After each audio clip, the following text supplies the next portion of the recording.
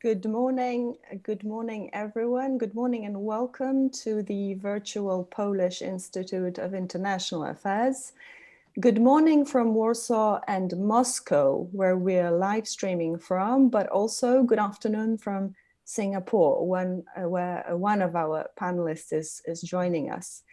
Good morning to this 1 hour seminar that we'll be having until noon. And the question that we're asking in the seminar is, will Chinese and Russian cooperation endanger the European Union? We are live streaming on YouTube. This is an on-the-record seminar. We're recording it. It's also live streamed on Twitter, I think. Now, after we have had our conversation for the next 20 to 25 minutes, we would want to involve you, the audience, the public, in our topic here. Now, if you want to take part in the conversation, please write your question and your questions and comments in the YouTube channel. For that, you will have to have a channel on YouTube, but it's enough that you have an email address to establish one. Okay, so the basis for our meeting here today is a report that's out now and is available on our website, pism.pl. The report's title is How China and Russia Could Join Forces Against the European Union. One of the authors and co-editors of this report is with us here today, and it's Justyna Strudlik, my colleague. She is the Deputy Head of Research. She's the Head of Asia Pacific Program and Analyst specializing in Chinese affairs. She holds a PhD in political science. Her research focuses on China's foreign policy, especially China relations with Central and Eastern Europe, but also in general, Chinese-European relations. Justyna, welcome. Good morning and good afternoon. From Moscow, Alexander Gubayev is joining us. He is a senior fellow and the chair of Russia in the Asia Pacific program at the Carnegie Moscow Center. His research is focused on Russia's policy towards East and Southeast Asia, political and ideological trends in China, and China's relations with its neighbors, especially those in Central Asia. So Alexander is the expert to comment on our report about Chinese-Russian relations. Welcome, Alexander. Hi, thanks for having me. Great to have you. And Dr. Hong Yu is a senior at the National University of Singapore. Research interests cover regional economic development in China, urbanization, the One Belt, One Road initiative, and other aspects of Chinese foreign economic policy. Welcome, Hong. Thank you for having me for this online discussion. My pleasure. Great. So let me just say a couple of sentences about the report and turn to Justyna to give us more details. Now, the report that we conceived at PISM has a long history. It's already been a year, I think, that we've been talking about it, writing it, working on it. But with current events around the pandemic, the question about Chinese and Russian cooperation and the anti-European aspect has gained more traction. Now, what I find interesting is that we do not put a sentence in the affirmative in the title of the report, not in the title of the report, not in the title of the seminar. We have two questions. Will Chinese and Russian cooperation endanger the EU? How China and Russia could join forces against the EU? We're all the time asking a question. So could we get some answers finally? Justyna, I turn to you to give us the main conclusions from your report. Please do not take too long, but give us the gist of your thinking. Thank you, Patricia. I will try to be very concise, but at the beginning, let me underscore that it's a collaborative work, that I'm only one of the co-author and co-editor. So I would like to, at the beginning, to mention our co-authors of the report.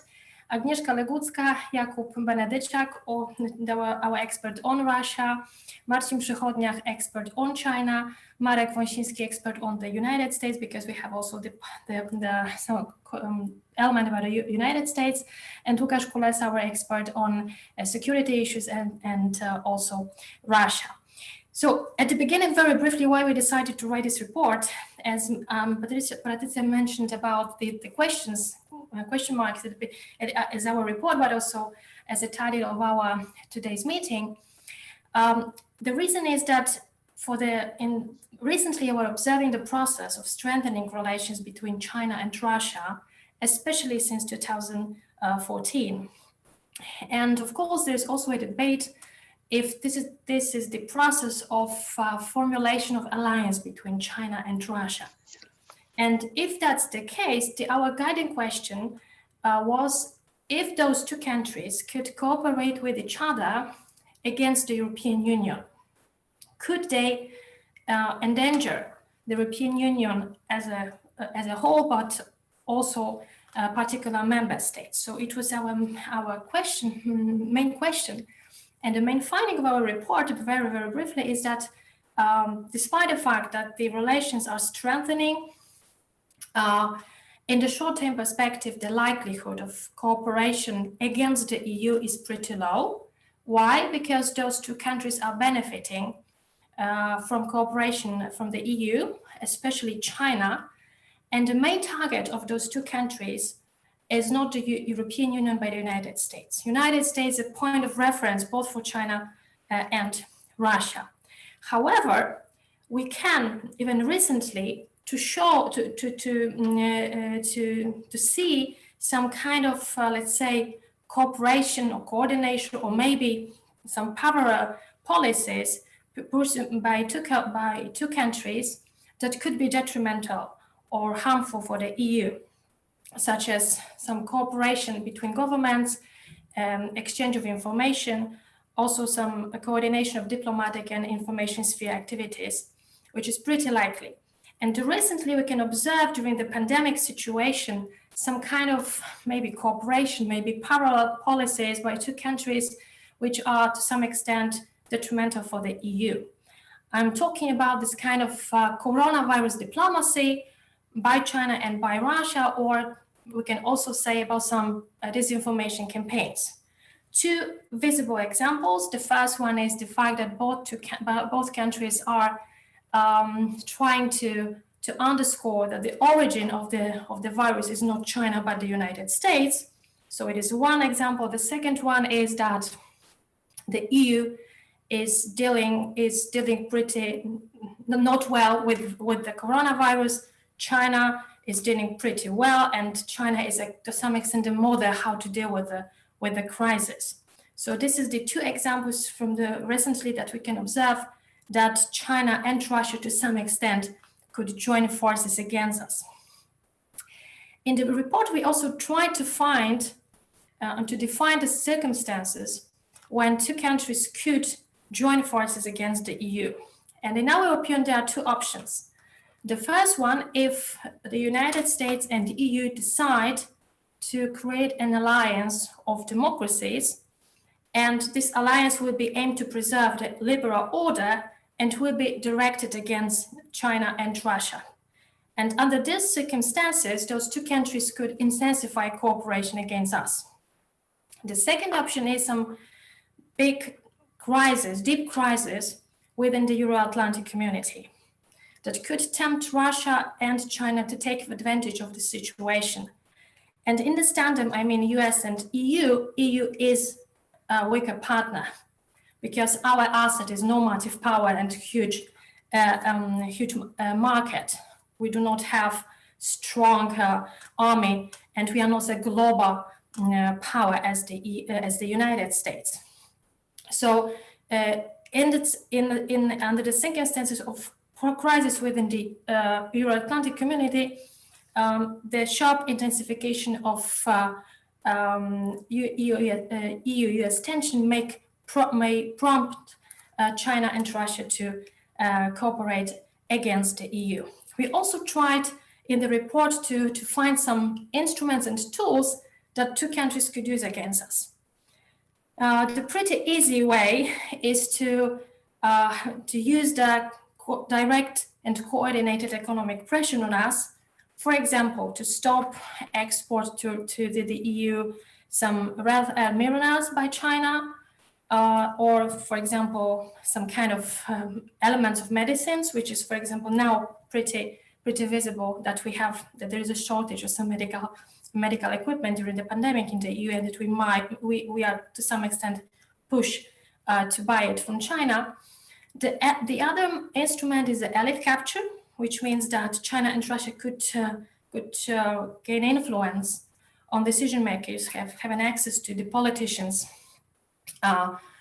in the EU member states, having access to the politicians not only from the ruling party but also from the opposition party because of the change of the government, because of democratic procedures.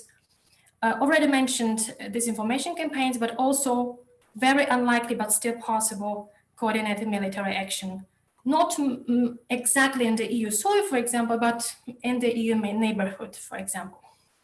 And very briefly, at the end of the report, we try to present some recommendations for the European Union what to do, not to be harmed by those two countries. And most importantly, first of all, we should be aware that there is a possibility of joint China-Russia cooperation against us. But what is very important, we think, is that EU should pursue parallel but independent strategies and policies towards Russia and China, and not to try to decouple China from Russia or Russia from China, but rather to exploit the differences between those two countries.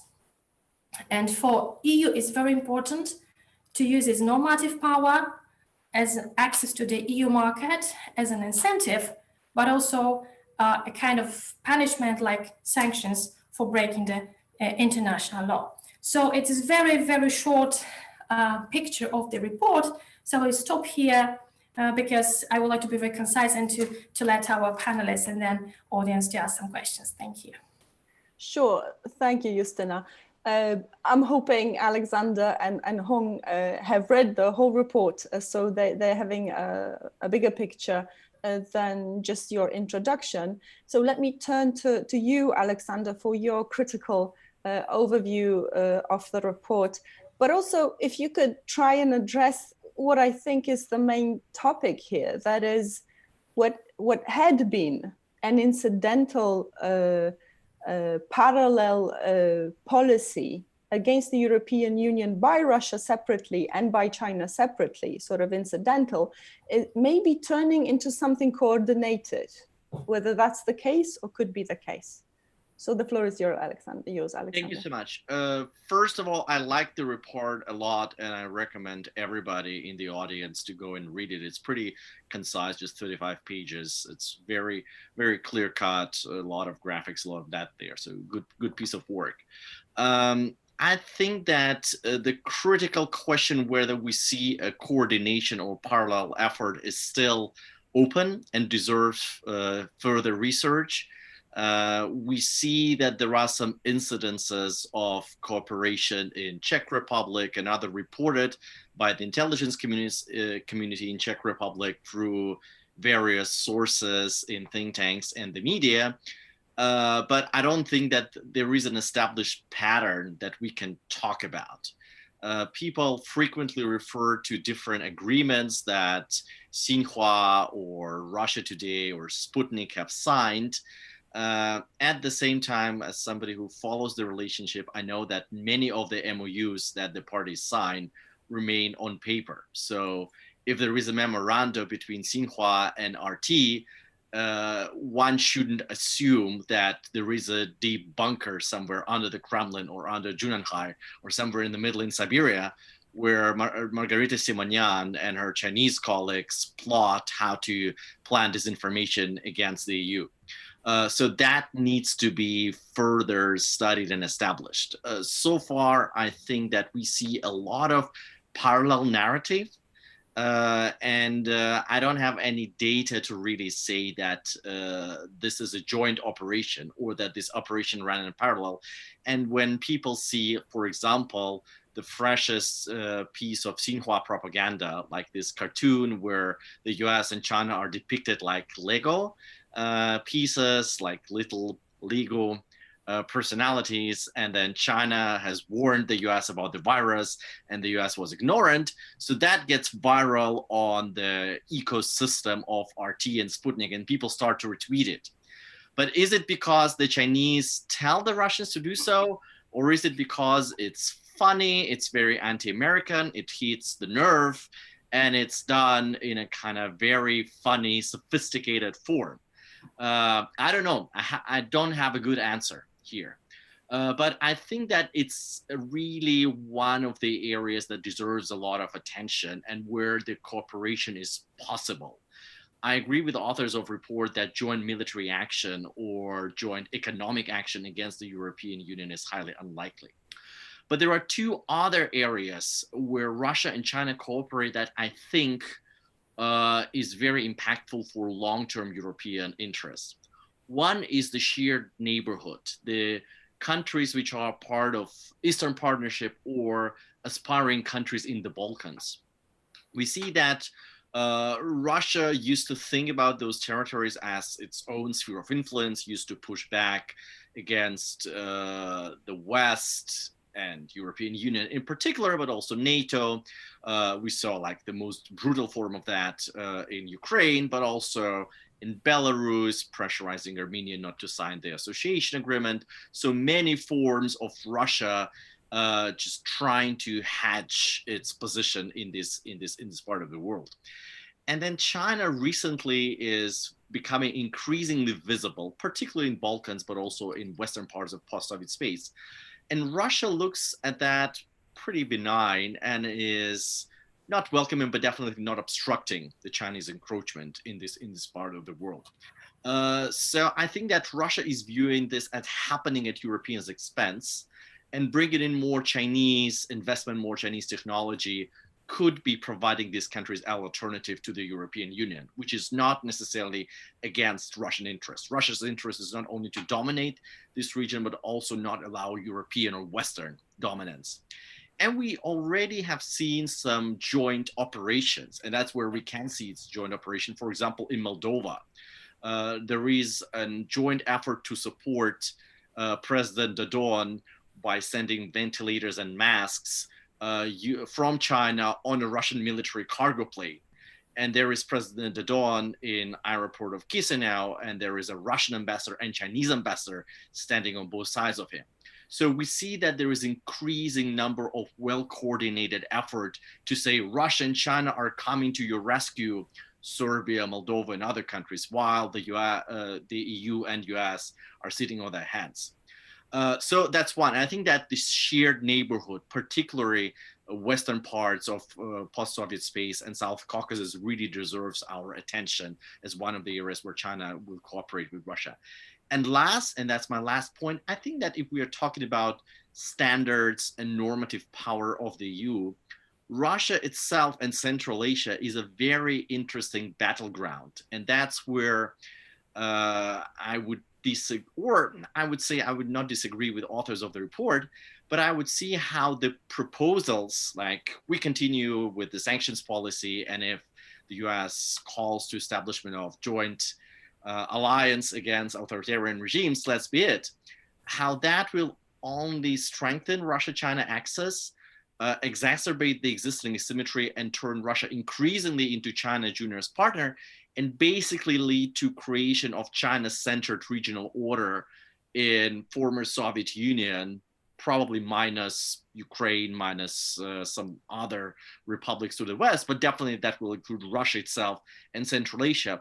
Well, China will become the towering economic presence, towering investor, towering supplier of technology, and tower provider of normative power. That's not going to happen overnight. I think that's a long-term process, but we see this rebalancing of Russian trade away from European Union towards China. Again, dependency that has taken centuries to build will not be unbuilt over like 5 years or even 10 years. But I think the trend is very clear, and the virus ironically just strengthens this trend because of the recession in Europe and rebound of economic activity in China led by the state investments. I'll stop here. Thanks, Alexander. Let me immediately turn to Dr. Hong for his comments from the Chinese perspective, if I may. Okay, thank you. Firstly, I would like to congratulate Justina and your team in the Polish Institute for International Affairs came out with this report, right? It's tiny and also very interesting, the report. I have read it with the entirely. Actually, I share many of the points just highlighted by Justina. I think it is a good report. So now I would like just want to mention a few points. Firstly, in terms of China's strategy towards EU, I think that China's regard EU as a very important trading partner for China, because for many years, actually, the EU served as the largest trading partner for China.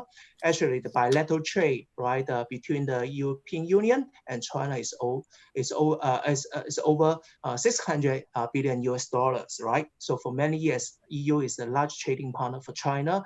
And the second point is that I think that China see EU as a very important source for the investment as well as for the technology, right? So we think that there's some problem, right, for China to access to the US the technology. I think that will help to turn the China to seek EU for a very important source for the technology. That's the second point. And also that I think that the bilateral, the human-to-human exchange, right, education, tourism, also has been flourished between China and the EU. So we remember in the 2019, actually the Chinese tourists, the total number of Chinese tourists came to the EU as over 6 million, right? So it's huge, right? It's also increasing rapidly as well, right? So in general, the point I'm making is that I don't see China is, seek anti-EU strategy, right? Or a joint with Russia, the joint coordination effort to anti-European Union. So this is against China's interests, right? But having said that, right, I think that the China's model and China's value and the standard is very different from the European Union, right? I mean, in terms of, the trade practice, human rights issue, state control of society, in terms of using, new technology, solution for, the privacy matter, right? So that's very different, right? I mean, the agenda and China's standard and China's norm and China's practice and China's outwork, the outreach approach is very different from EU, right? That's the first point I want to make. And the second point is that in terms of the China-Russia relationship, right? I agree the many points raised just raised by Alexander. I think that when you see that China's-Russia's relation, that's really multi-dimensional, right? In terms of the economic cooperation, infrastructure development, trade and investment, right? And also the security and military cooperation has been strengthening over the past few years, right? So I mean, in every dimension, right, they have tried to came out with lead up to the so-called comprehensive strategic partnership, right? I mean, the China-Russia relation, there's no doubt has been strengthening over the years, right? And also, I think the leader, the personal relation, the personal relation matter in terms of the China's-Russia's relationship, right?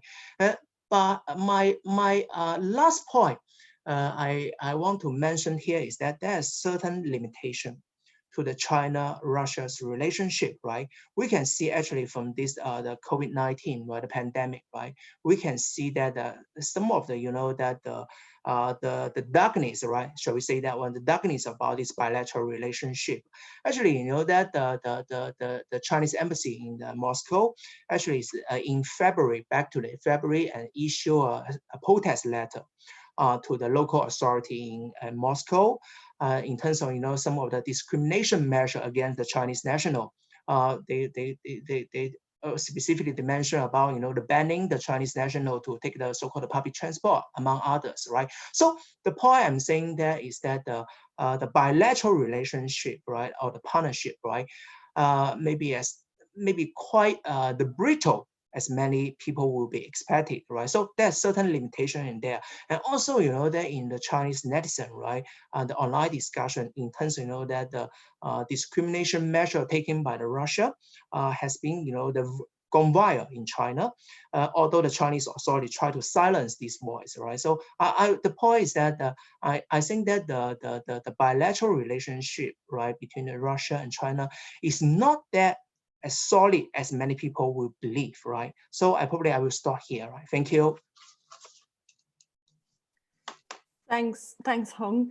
Let me put in a European perspective into the talk about Russian and Chinese relations a little bit before I give the floor to Justina, who will also comment on what you guys have said. So there's this special report, the European External Action Service special report that's out 6 days ago. It's an update on a report that had been published previously. And it's a report, it's an assessment of narratives and disinformation around the COVID-19 pandemic. So what the report says, and I will quote just a couple of sentences from it, is that official and state-backed sources from various governments, including Russia and to a lesser extent China, the report says, have continued to widely target conspiracy narratives and disinformation both at public audiences in the EU and the wider neighborhood. It was confirmed that pro-Kremlin sources and Russian state media continue running a coordinated campaign with the twofold aim of undermining the EU and its crisis response, to sow confusion about the origins and health implications of the coronavirus itself. State-controlled sources targeting audience in the EU, Eastern Partnership countries, the Western Balkans and MENA region continue to portray the EU and its partners as ineffective, divided and cynical. Last sentence, Formish, which I think is an NGO, has found a coordinated operation of Twitter bots in Italy, amplifying messages of the Chinese embassy and attacking the EU. Thousands of tweets with pro-China hashtags published in a 2-week period in March came from bots. I'm saying this and I'm quoting it to ask all of you a question about the possibility of this pandemic actually tightening the Chinese-Russian policy cooperation in countering what they may see as a common threat, or not only a threat, but not a threat, but a challenge. That is a stronger European Union, a European Union that wants to rebuild the transatlantic relationships strained recently. So what's the impact of the pandemic, you think, on the topic of our seminar? And I give the floor to Justina to inject her question, and we'll start with Alexander.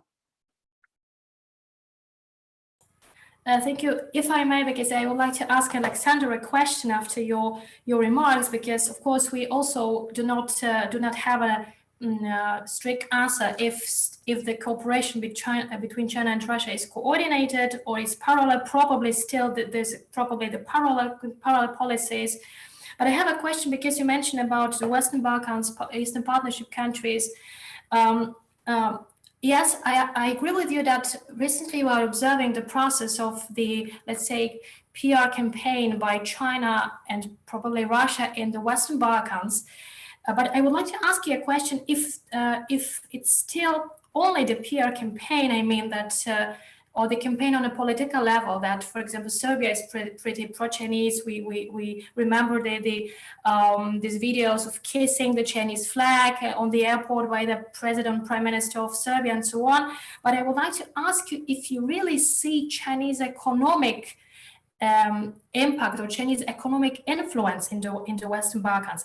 I'm asking the question because I'm dealing with China-CE cooperation, and of course in CE EU member states, there is almost zero economic impact of China. The problem with Chinese investments, we are pretty cautious about Chinese investment, and of course there are no much Chinese investment which are under the framework of loans and credits. I know that the situation is a little bit different in the Western Balkans, but do you really see that China is present economically in the Western Balkans, or this influence and this narrative that China is expanding its influence into Western Balkans is only based on this good political relations between leaders of those countries and China?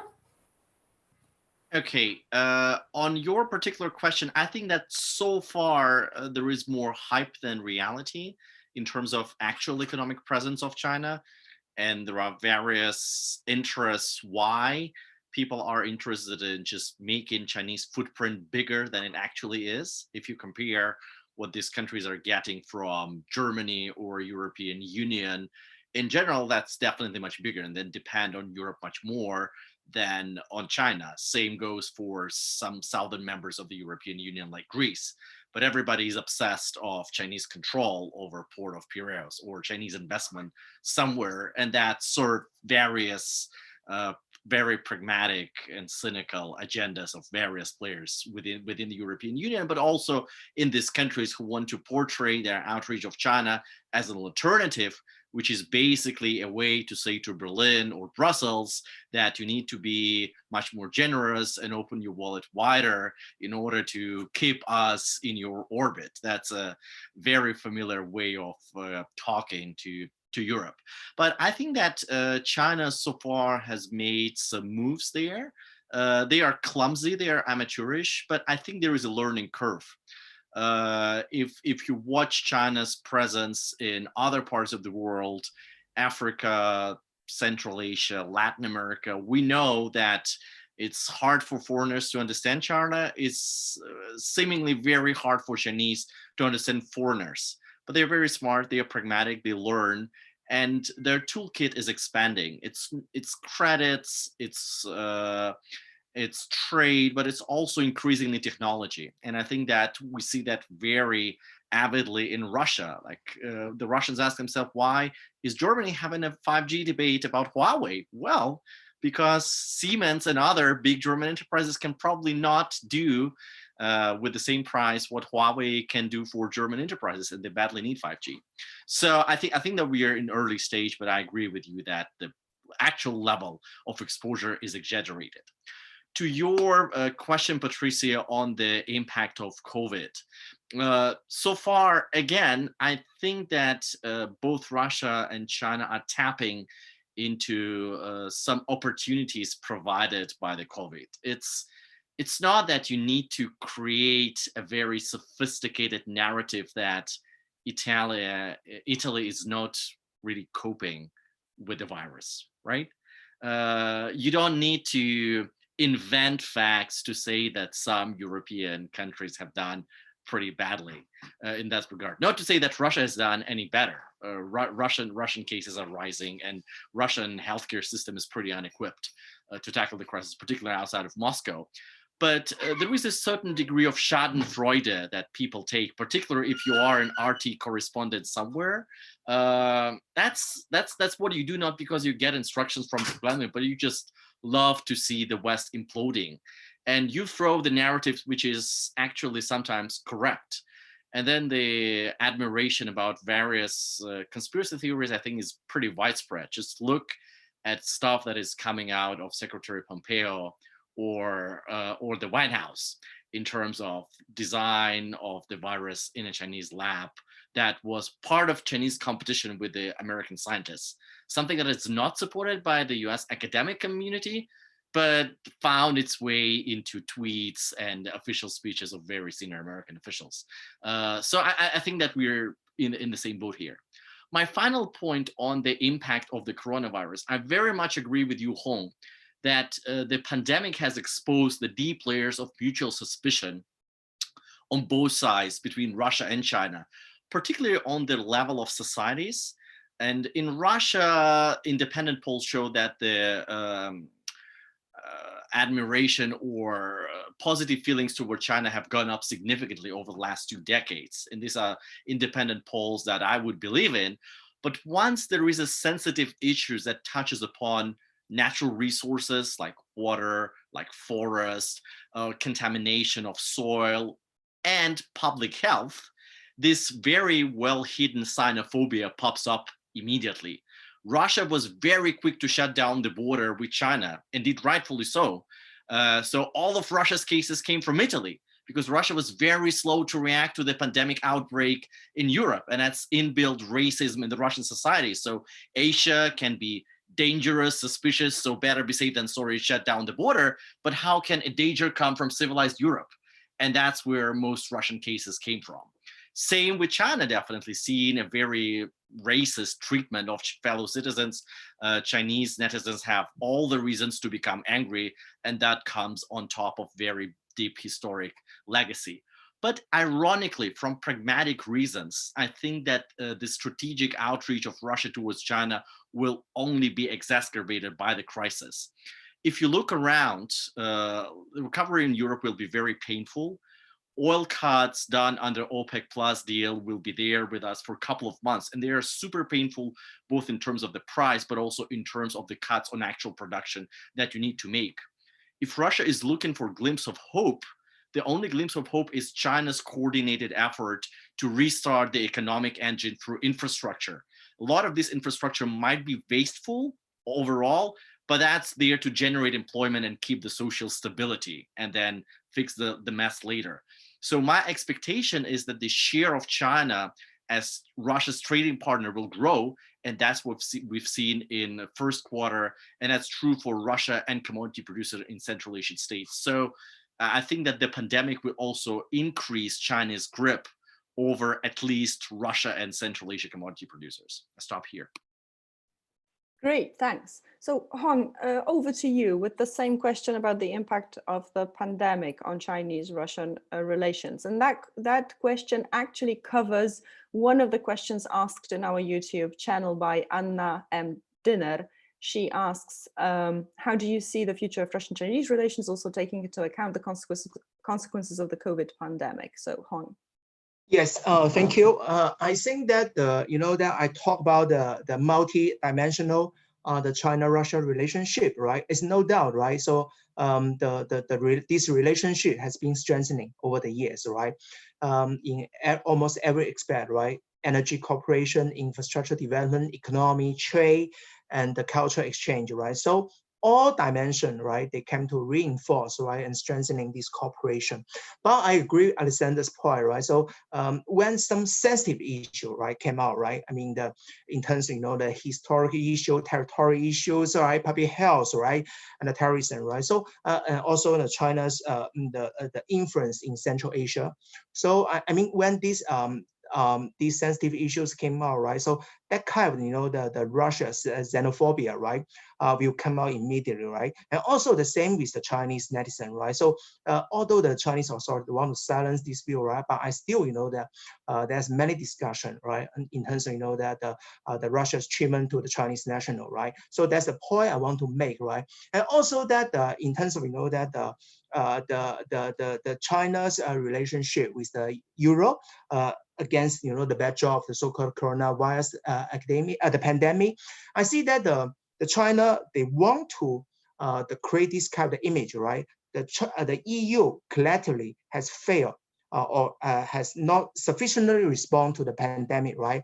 Also the EU, the rich members in terms of Germany and France, they are not giving enough help, sufficient help to the other member state as far as the Italy is concerned, right? So they want to say that the EU collectively has failed to respond adequately to this pandemic, right? That's why the death toll is so high in the Italy and some other Spain and several other member states, right? And China want to say that now we coming with the Chinese aid, right, and Chinese medical personnel, right, we're coming to rescue the EU member state. In the case of the Italy, in the case of the so-called Czech Republic, right, among others, right. So that China, that had launched this so-called propaganda campaign, right? They want to build, say that the Chinese model or Chinese way, Chinese approach to suppressing the virus is far superior than the EU, right? So they want to create this kind of image, right? But whether or not, I mean, the people outside, the China, right, really buy this kind of argument, right? That's another matter, right? you know, Alexander just raised the case about Serbia, right? So that's a very unique case, right? So in terms, you know, the president of the Serbia, right, you know, the kiss the flag of Chinese, right, China, in the airport, right? That's widely reported, right, in China, right? So I think the Chinese, they're really like this kind of image, right? So Chinese coming to help, and also, you know, President Xi.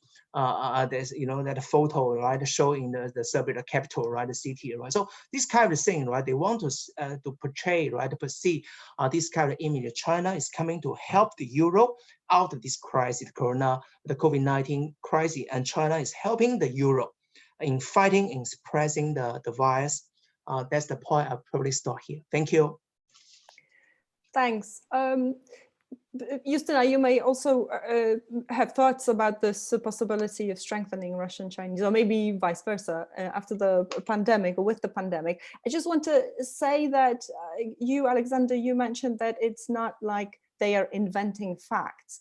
Well, as a matter of fact, they are inventing facts. And for examples of this invention, please see this EAS report that I mentioned. There's a plethora of examples about inventing facts, also about EU response. It's true that some of the members and the EU itself might have been slow, but it's not the competence of the EU public health policy. And we have a lot of initiatives these days and examples of how solidarity mechanisms within the EU are working well. Justina, over to you, and then we'll turn to the questions from the audience. Okay, thank you. Very briefly about the impact of the coronavirus of China-Russia relations. Well, I think that, first of all, both two countries are aware that those cooperation between those two countries are asymmetric. China is a older brother, Russia is younger brother. And I think that the cooperation between those two countries depends in the future on the economic situation. Because now we know that probably there would be a global recession. Probably China will be one of the countries with the economic growth pretty low, 1 to 2%, but still economic growth. And now we are observing the process of dropping the prices of the oil. China is importing the Russian oil, but to be honest, China does not need the Russian oil because China has diversified sources of energy resources.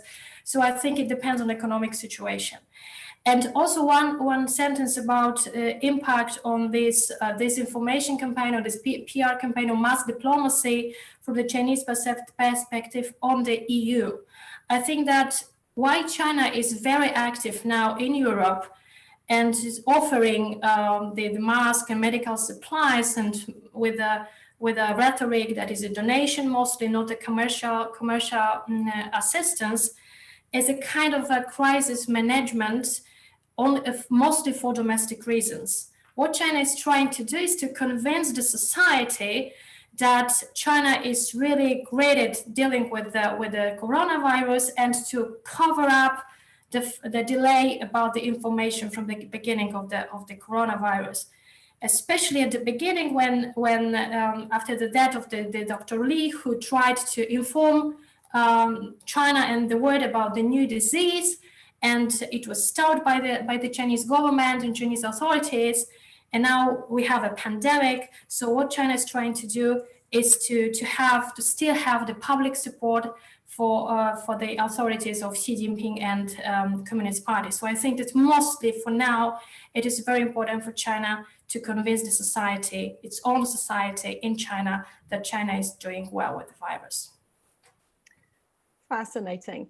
So let's dwell a little bit on this notion of a junior partner, Russia being a junior partner to China, and combine two questions from the audience there. There's one from Bartosz Bieliszczuk, who is asking Alexander the following question. So in case of Russia's further isolation by the EU, Russia might move closer to China and find itself in the position of a Chinese junior partner.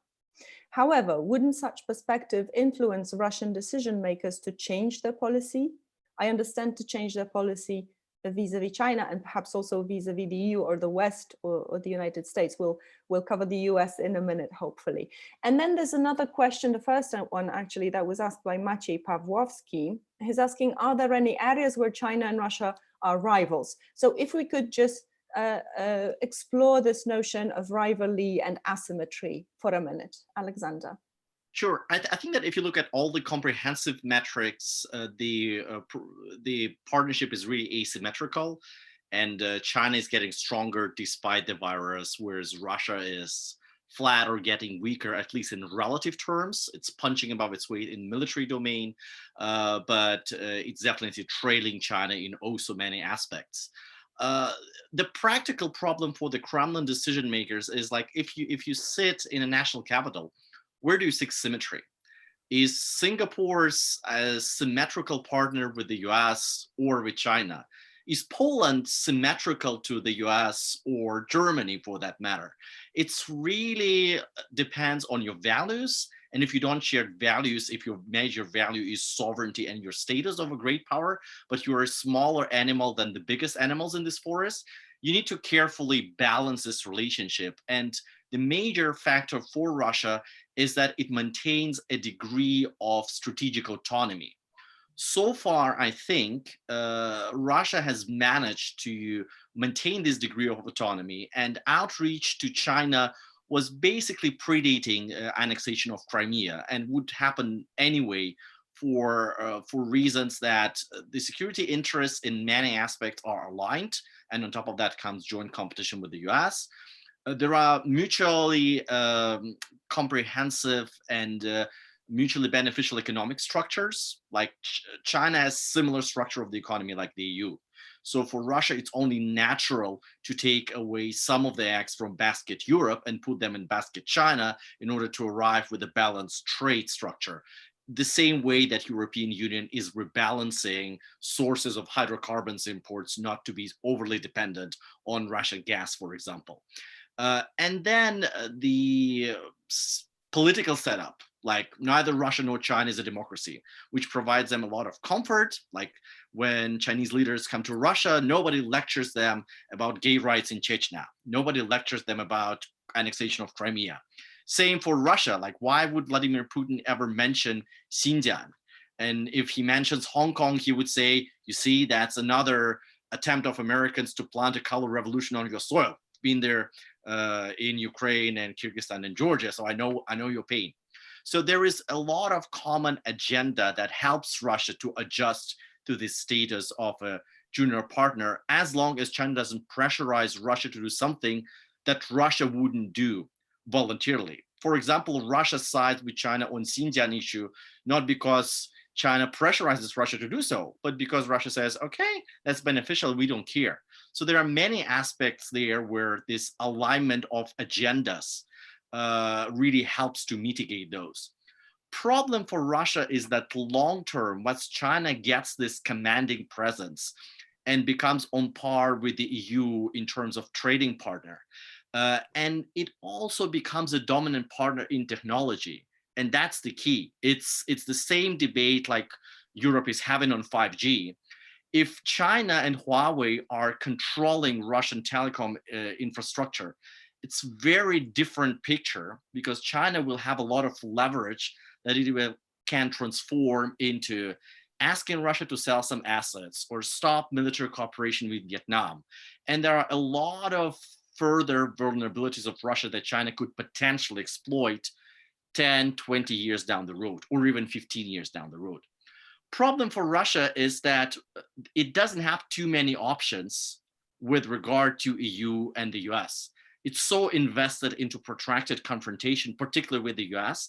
There is no way of talking back to the US after Russia's interference in the American elections in 2016. And then when you come to Europe and listen to President Macron, who says like, oh, we need a new Russia policy, we need an outreach, the Russians are asking, okay, what's exactly on the table? And the answer is basically, you, Russia, should surrender. You should reverse everything you have done starting back in 2013 or in 2008 and stuff, right? So you should quit Donbass, give back Crimea, which is really would see as a defeat for Russia. So China doesn't put these demands, and then short term, this partnership brings a lot of benefits. So that's this discrepancy between short term and long term. There is a big challenge going forward, but so far, partnership with China is not so toxic and brings you a lot of benefits in order to sustain the regime. Thanks, Alexander. Hong, Justina, I'm not sure if you want to intersect here and add your comments, or we move forward with another question. Maybe you just move to another questions, please. Yeah. Justina, you're also all right with that? May I shortly, very shortly, about this asymmetry? I think that the asymmetry is pretty visible since the Crimea and the war in Ukraine, because at that time Russia, there was sanctions from the European Union, for example, and China was the only option for Russia to cooperate with. Russia's pivot to Asia was because of that. So in that sense, I think that especially now being under the circumstances of sanctions, China could live without Russia, but Russia could not live without China. So I think this asymmetry is pretty visible. So I'll stop here very briefly about this asymmetry. Yep. So we're moving to security issues, and the US has been mentioned a couple of times already. And we have a question from Marcin Terlikowski in the YouTube channel. He's asking Alexander, can Russia try to, he's asking Dr. Hong first, the South China Sea. Can China use the situation with COVID-19 to reinforce its claims? We've seen the new self-government entities established there. And on the basis of this question to Hong, there's another one to Alexander in case of Russia. Can Russia try to do He means that can we expect some actions to solidify Russian grip over these areas? So very briefly, Alexander and Hong, and we'll move to the US. Hong, maybe we'll start with you. Yep. Okay. Thank you. Thank you for the audience for the questions on the South China Sea issue. The South China Sea issue, right, is remain to be one of the most sensitive issue between the bilateral relationship between China and the ASEAN member state. Right? Although not all the member states have, the dispute with China. For example, in the case of Singapore, right, we don't have, we are not a clement state, right? So we don't take any side on the so-called the South China Sea issue. But we, in Singapore's position, right, we hope to solve this issue, China with the other member state, right, peacefully, legally, through the mutual dialogue, right, according to the international laws, right. So the point is that the South China Sea issue is one of the most pressing issue facing by the China's relationship with ASEAN, right? If we come out with this year, right, and in the January this year, the Singapore's Yusof Ishak Institute, right, we have the come out with so-called the State of the Union, the ASEAN, right, report on so-called the elite survey, right, on so-called the trust on China among the major powers, right? Actually, China, as far as the ASEAN member states are concerned, right, we have China is the most distrust partner for the ASEAN member state, right, among all the member states, right? For example, the Vietnam and the Philippines, right? So this kind of, the distrust towards China is very deep, right? It's run deep in the ASEAN member state, right? I think the South China Sea issue is one of the key elements of this distrust, right? So you see that you just mentioned about the so-called entity list, right? I mean, recently, so amid, so-called the ASEANs, we are, in battle against the COVID-19, right? Many member states have suffered badly hit hard by this virus as far as the Singapore is concerned, and Malaysia and Indonesia. But I don't know what is the motivation behind China's announcement recently on the so-called some of the entity lists, right? As far for the South China Sea issue is concerned, right? So whether or not China will use this, the South China Sea issue, right, as a leverage, right? Because China is relatively doing well in terms of suppressing the virus. Because now the ASEAN member state, because many of these, right, the member state have very weak poor, the medical capacity and state capacity. So they need to receive the foreign aid from China, in terms of, the medical supply and the medical professional guidance. So whether or not China will use this as opportunity, that to leverage on China's strengths, right, to push forward China's agenda in the South China Sea, is still unclear to me, right? So let's see, right? So, but this issue remain to be one of the pressing issue. Thank you. Thanks. Alexander, so briefly, is there a connection with Donbass and the frozen conflicts? I don't think that we're gonna see any more Russian aggression. Russia has a lot of mounting problems at home, and I don't think that the further aggression will divert public's attention from the looming healthcare and economic crisis at home.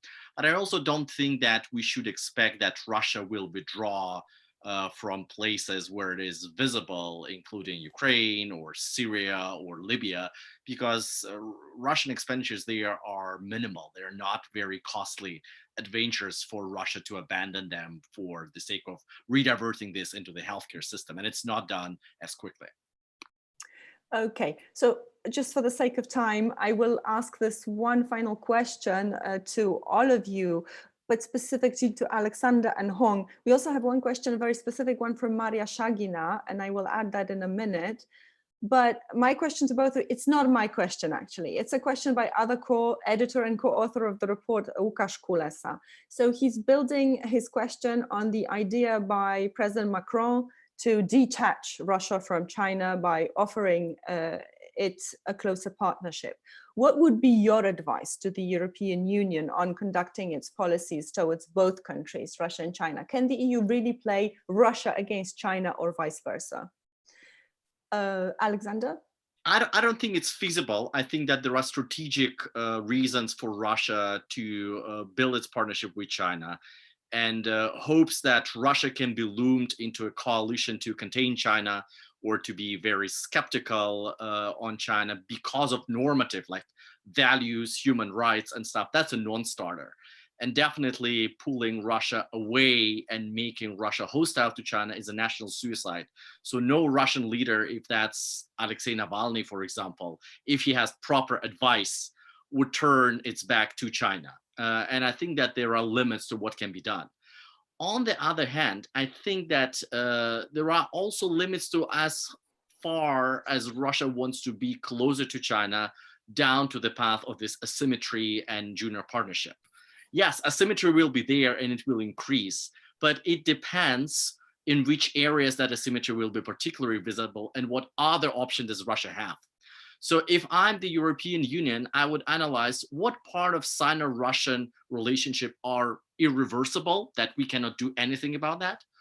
What parts of Sino-Russian relationship are reversible, and what part of the reversible are detrimental for our interest, where we can offer to Russia something that it doesn't move closer to China.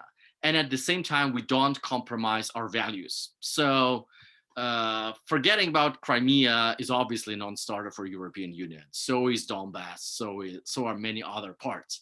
But how about not making sure that the sanctions don't cover 5G equipment? So Nokia and Ericsson, who really want to compete with Huawei in the Russian market, would be able to do so. And that's not included in the sanctions machinery, which sometimes does very bad stuff. And like Rusal sanctions are a good testament to that. So I think being smart and calibrated and like balancing the values and balancing what's doable and what's really detrimental would be a good way forward for European Union. Thanks. Hong, your recommendations. Yeah, thank you. Thank you. I think that it's not that easy, right, or feasible for the EU to exploit the so-called, that limitation and the difference between China and Russia, because that when you look at historically, right, this the bilateral relationship between China and Russia has built up for many years, right? In Mao's time, right, the China's policy toward Russia, it served as a foundation for China's foreign policy, right? This this the relationship, China see the relationship with Russia is really, the core of China's foreign policy, right? I mean, although they have certain difference and some limitation, we just mentioned about that. I mean, they in overall, right, in the big picture, right, is China's interest to further strengthening his bilateral relationship with Russia, because China seek that the strengthening, the partnership with Russia as really a leverage for China to pursue China's goal, so-called pivotal position in the so-called changing geostrategic and geopolitical landscape of the world, right? So I think China want to, leverage on that his partnership with Russia. And the second point is that you asked me about the so-called EU strategy towards China. I think that the one of the biggest asset for EU is his dynamic and the huge internal market, right? Over 500 million population, right? And also China's value this market access very much, right? And because I just mentioned, China seek that the EU as a very important market, right, for the Chinese goods and for the Chinese investment. I think the EU can use this opportunity. I mean, the market access as a leverage to push China for conduct so-called the sincere the economic restructuring and structural reform at home, right? In terms of that you need to have that the follow the international norms in terms of trade practice, right? And also you need to create this so-called level playing field, right, for the non-state sector and the state sector in the Chinese economy, and to easing some of the trade the barrier, or the industry barrier for the EU investment. So what I say here is that the market access is really important for the EU to play in terms of the incentivize for China to conduct this so-called structural reform at home, in terms of SOE reform, taxation reform, and other trade practice. That's why I see. I will stop here. Thank you. Thanks. A final question to Alexander. Please, how does the pandemic affect the sphere of digital surveillance in Russia? Is there any emulation of the Chinese tools in Russia in surveilling the population? Russia was an early adopter of Chinese model for surveillance. And there are two regions in Russia that have experimented with that. That was Moscow and that was Tatarstan. And that predates the pandemic. So both Sergei Sobyanin, the mayor of Moscow, has sent a big team to China for a couple of times. And so did the head of Tatarstan, Minnikhanov, who has visited the headquarters of Shenzhen police to learn the experience of digital surveillance. The software that Russia uses is Russian. It's from Entech Lab. And that's a company that provides this artificial intelligence and algorithms for face recognition, which are really top-notch and world-class. They have won a couple of INARPA competitions, but the hardware comes from China. It's all Hikvision cameras that are purchased. I think that since the experiments in Moscow and Tatarstan are deemed successful by the Kremlin, and right now Kremlin spreads the message to other Russian regions that they should emulate these experiments, I think that we will see increasing power of China, particularly providing hardware, but also surveillance and face recognition are just one stepping stone in China's effort to build a more comprehensive system, the so-called social credit system, that would assess behavior of different individuals according to data available to the state using very sophisticated algorithms and analysis of big data. So I think that Russia will not be able to replicate this system, but it's very interested in borrowing some elements, and China will be looked up to increasingly as a mentor in establishing this more sophisticated digital authoritarian regime. Great. I think we've done justice to the questions from the audience. Justina, over to you for your final comment, and we'll close. Well, my final comment, I would like to refer to the previous question about these ideas of accommodating Russia against China, which is now pretty popular, especially in France. And I would like to say some provocative sentence that, from my understanding, it's very difficult to understand why why we are thinking about possibilities of accommodating Russia against China, as we as the EU, as a normative power, we are dealing with two countries which are not democratic, which are authoritarian. And to be honest, China is more sophisticated in exerting some pressure or some influence on us than Russia. So far, China has not invaded foreign countries, sovereign countries. Russia did it. So from my understanding, it will be very dangerous if we are trying to cooperate with Russia against China, because now China is becoming a threat and we are thinking about China as a threat.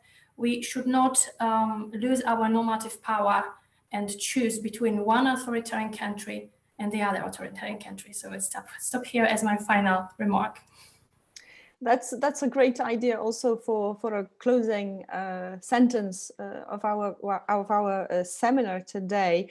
I would like to thank you very much. Thank you, Alexander and Hong and Justina, for taking the time, reading the report, having this conversation here.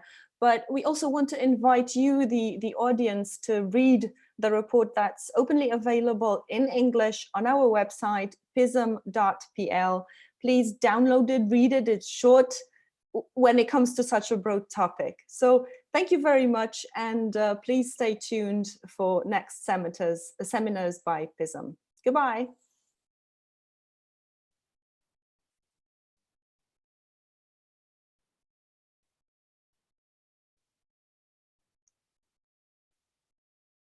Okay, right.